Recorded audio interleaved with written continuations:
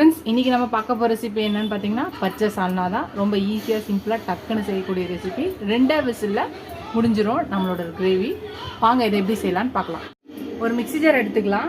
அதில் 1 ஸ்பூன் சோம்பு, 1 ஸ்பூன் மிளகு, பட்டை, லவங்கம், கல்பாசி, ஏலக்காய் எல்லாம் போட்டுக்கலாம்.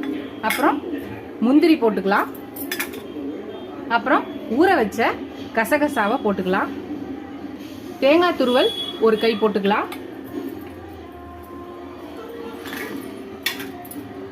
ஒரு 4 பச்சை மிளகாய் போட்டுக்கலாம். பூண்டு பல்லு ஒரு 10 போட்டுக்கலாம்.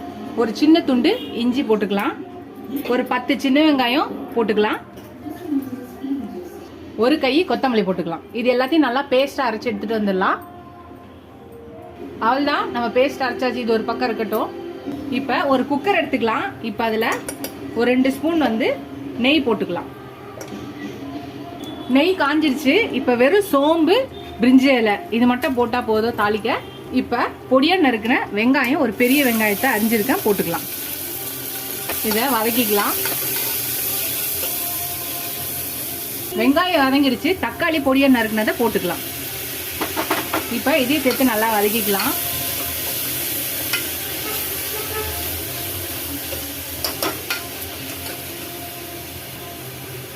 வதங்கிடுச்சு. இப்ப நம்ம அரைச்சி வச்ச இந்த கிரீன் பேஸ்ட்டை ஊத்திடலாம். இப்ப இது நல்லா கலந்துக்கலாம். இப்ப இதை நீங்க அப்படியேவும் பச்சை சால்னாவா செய்யலாம். இல்லைன்னா இது கூட நீங்க என்ன விருப்பப்பட்டிருக்கீங்களோ அந்த வெஜிடபிள் சேர்க்கலாம். இன்னைக்கு நான் பச்சை பட்டாணியையும் பேபி பொட்டேட்டோஸையும் போட்டிருக்கேன்.